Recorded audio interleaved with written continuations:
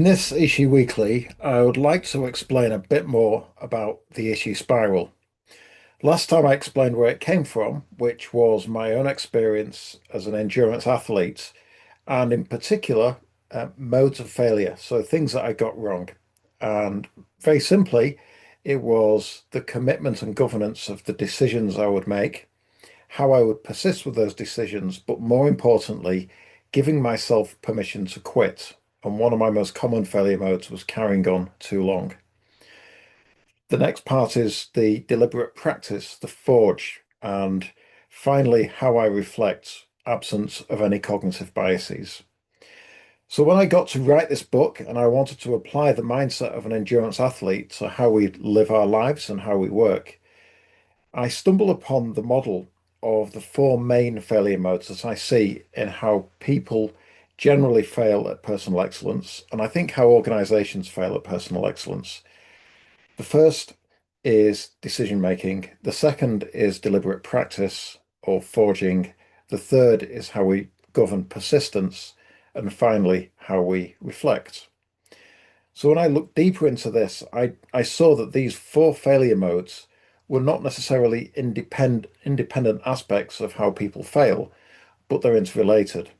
So, for example, if you're struggling to persist, it might be that your decision wasn't hard set, the commitment in the decision wasn't authoritative enough. Or if you're persisting too long, it's because you've made a decision and you didn't give yourself an exit clause because conditions may have changed, or you didn't give yourself an abort trigger because you get to a point where it's no longer safe or valid to persist. The same applies in deliberate practice because if you're not clear on why you're doing something or what you're trying to achieve, you may practice on the wrong thing and get excellent at the ordinary. And also, it's hard to persist with deliberate practice if you don't have a rationale of why you're doing this and what you're trying to achieve. And deliberate practice often fails because we don't persist long enough with a deliberate practice. And finally, when we reflect back on the success, we often confuse the quality of the decision and the quality of the outcome. And it is possible to make a good decision and have a poor outcome, and vice versa, make a poor decision but be lucky and have a favorable outcome. So when we reflect, we need to know what was our decision and what was the validity of the decision based on what we know now. Secondly, when we perform practice, what did we learn and what how did we develop and what then got in the way of us learning more? And then in the persistence, what got in the way, what distracted us, what was that friction point, and how did we overcome it? But secondly, did we have the right intent to stop? Did we stop? Or did we carry on beyond what was sound? And finally, what was the outcome? So in the final reflections phase, we ask ourselves, firstly, was it a good decision? And then secondly, independently, was it a good outcome? And so the system that I've devised in my own mind is called the Ishi Spiral. I call it a spiral because no man stands in the same river twice. It's a different man and it's a different river. So we change as we progress. So as you go through the cycle, you may find that the next time in the next cycle you have more information, you have evolved, but the conditions have changed. So I don't see it as a loop, I see it as a spiral. So in the Ishi spiral, there are four phases. They are decide, forge, persist, and reflect. And as you can see from the kanji behind me, I'm really inspired by Japanese philosophy, and I've studied four components, which are Ishi, Shugyō, Gaman, and Hansei. So Ishi is the determined intent, setting the intentionality at the start, making it explicit, which means you have to write it down. Shugyō is deliberate practice, which means to polish or to perfect. And a great expression of this, a great example of this, would be kata in martial arts. And also this has been applied to Toyota kata by Mike Rother. The third phase is Gaman, which is quiet, solid persistence. Now, this isn't virtuous suffering. This is persistence with governance. And finally, Hansei, which literally means to look back or to retrospect, to reflect back. Within the spiral, when we set the issue, when we set the intent, we need to govern our future self. So we need to make, in a calm state, the decision of when we should adjust our method based on changing conditions, hold our method knowing this is the friction that we were expecting, or aborting, adjust, hold, and abort. And we would abort trigger when it no longer is valid, the intent is no longer valid, or it becomes unsafe. So the AHA is a trigger mechanism of self-governance, and you make that decision at the outset at the issue because the worst time to make that kind of decision is in the arena, when you're stressed, when you're defensive, when you're in the middle of flight. So we preset the triggers to adjust, hold, and abort. In Hansei, we then reflect back. Were they valid adjust, hold, aborts? And part of that then reinforces the next issue.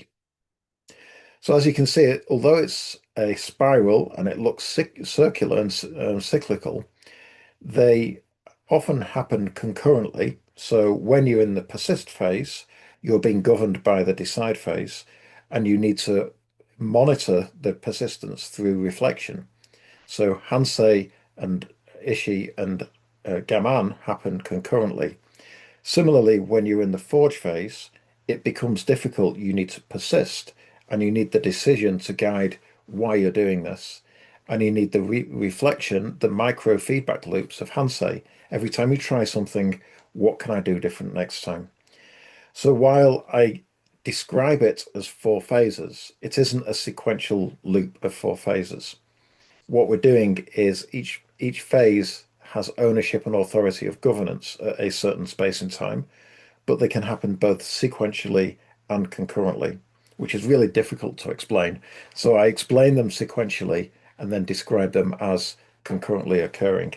So in any moment in time, in any action, you will be being governed by the initial decision, you'll be reflecting on that decision, you'll be performing deliberate practice, and you'll be persisting.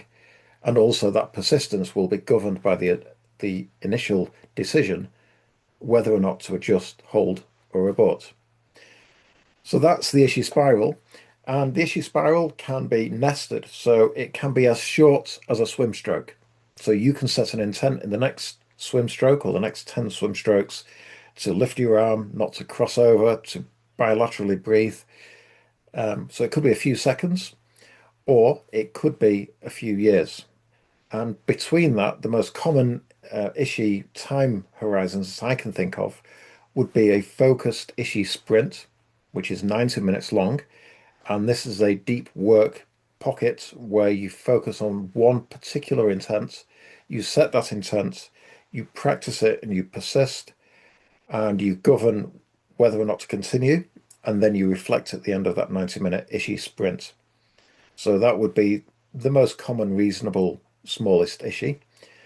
I like to set a daily intent. So this would be today, my main aim is to perform this or complete this. So for example, today is recording this video, but also I'm recording the first Kaizen of the day video today. That today is actually the Kaizen of the day Ishi for me. And that should then fit within a week's Ishi, similar to a sprint goal. Or so it could be a week or 2 weeks where you say, in the next week, this is what my objective is going to be. And it is most probable, not always the case, but most probable that your daily Ishis feed into the weekly intent. And you would have Ishi sprints during the day that feed into the daily Ishi. Of course, while we don't want to context switch, this is not context switching. What we would do in the morning is deliberately set other focused Ishi sprints, which may diverge from the daily Ishi. So for example, today, as well as recording this, I'm fencing for the horses and doing some work. I'm going to be training later on because I've got an Ironman coming up.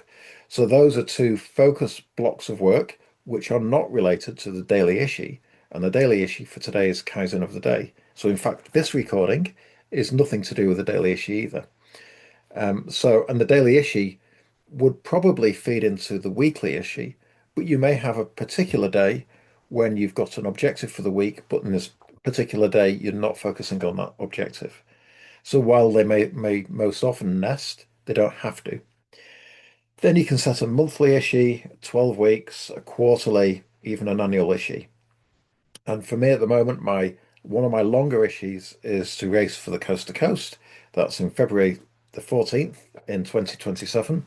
So that's almost 6 months away, which means I've got three 12-month blocks of training. And I'm actually halfway through a 12-month block at the moment. So I block things out, and the granularity of the intent you set with Ishi changes depending on the time horizon. So that's a very brief explanation of the Ishi spiral, the time horizon, the self-governance, the AHA, adjust, abort, and hold, and finally, the rationale behind it, the reason why we try and do this. And it's to help us make better decisions, make deliberate practice to enforce those decisions, to persist, but then to govern that persistence so we don't persist too long, and finally, to effectively reflect. In future weekly issues, I'm going to describe each phase in more detail, and I'm also going to be setting up a Kaizen of the Day podcast and newsletter to explain the actions that you can take in those four phases. So I'm going to stop recording now and start my Kaizen of the Day for today, which is my daily issue today. Thank you.